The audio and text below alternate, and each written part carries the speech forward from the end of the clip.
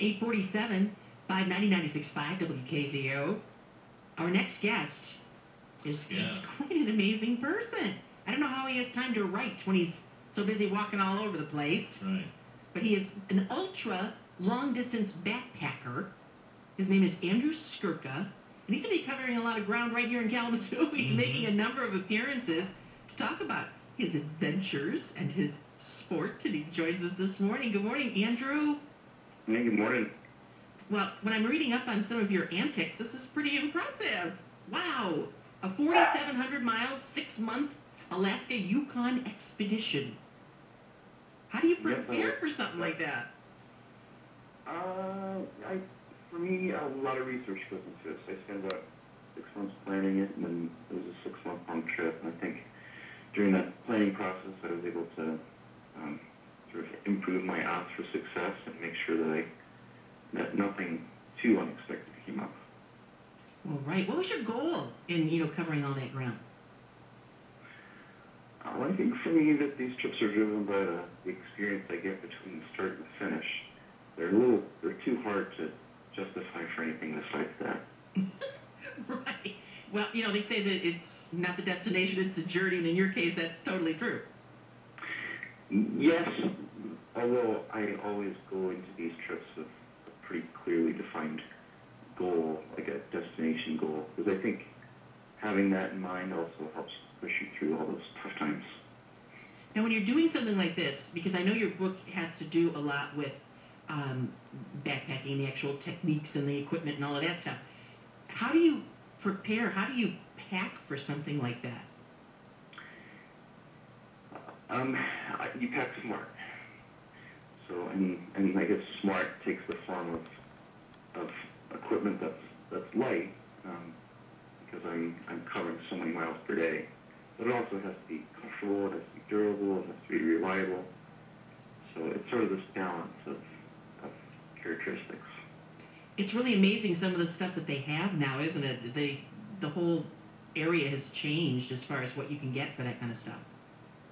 Yeah, the gear definitely come a long way in the last 10 years, and I think one of the things that we talked about on Saturday night, where I give a clinic about gear size and skills, is trying to make people aware of the options that are out there now, where with equipment that really allows you to enjoy hiking.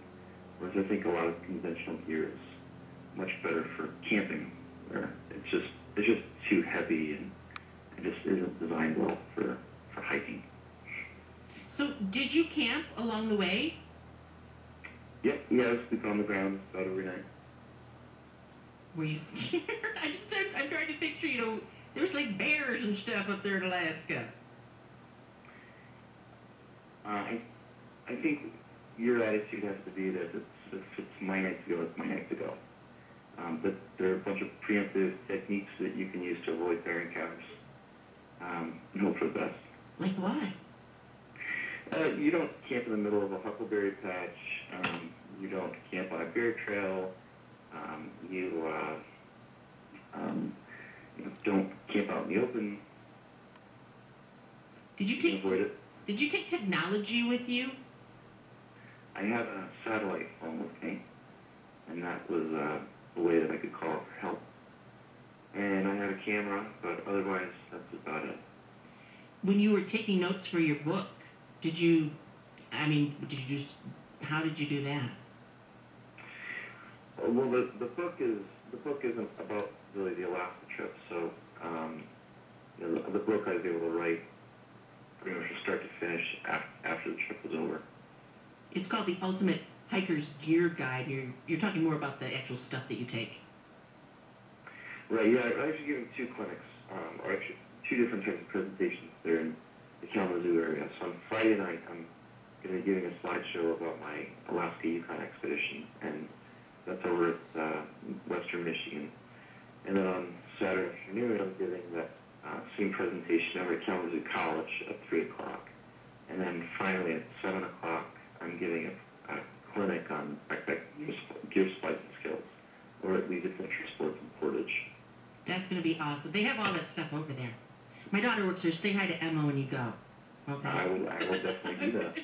So let's tell everyone where all these are. Chemical Building, room 1720 at Western. That's the one that's tonight at 7 o'clock, and you can see about all the adventures.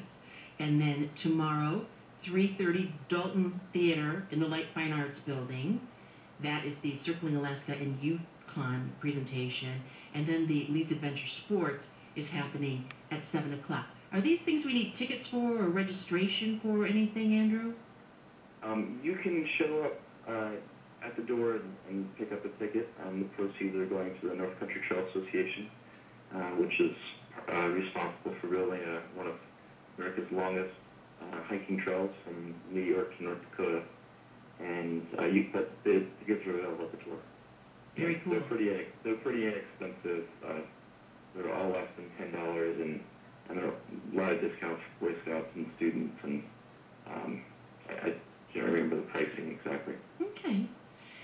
What does it mean to be the National Geographic Adventurer of the Year? That sounds like a great honor. It's a nice title. It's flattering whenever you get a distinction like that from an organization like National Geographic. Now, when you take these adventures, do you have sponsors that, help you with the expenses and things?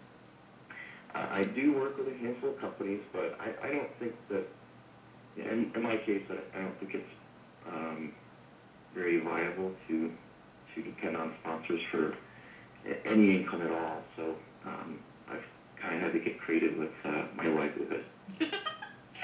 So do you work do you work and save up and then go off on your adventures then? Well, I've been able to make the adventure thing a livelihood, but I've written a book, I write articles, I'm able to sell some of my photos, and I guide trips, and I give public presentations. So it's an unconventional model, but it works okay. And I think I'll also say that you don't have to make very much money if you don't spend very much money. And I've been doing this for a pretty long time, and have never developed expensive habits. Well, right, because, when you're on the adventure, basically you just need food, right? That's about it? Yeah, you pretty much need to get there, and then you need to eat, yeah. Well, I'm sure this is going to be a fascinating presentation tonight. And then again tomorrow, a couple of them, and then culminating with the Lee's Adventure Sports event at 7 o'clock. We thank you for joining us this morning. Andrew Skurka, he's an author. He's the National Geographic Adventurer of the Year. He has hiked thousands of miles and is going to be talking about his adventures. 8:55, 590, 96.5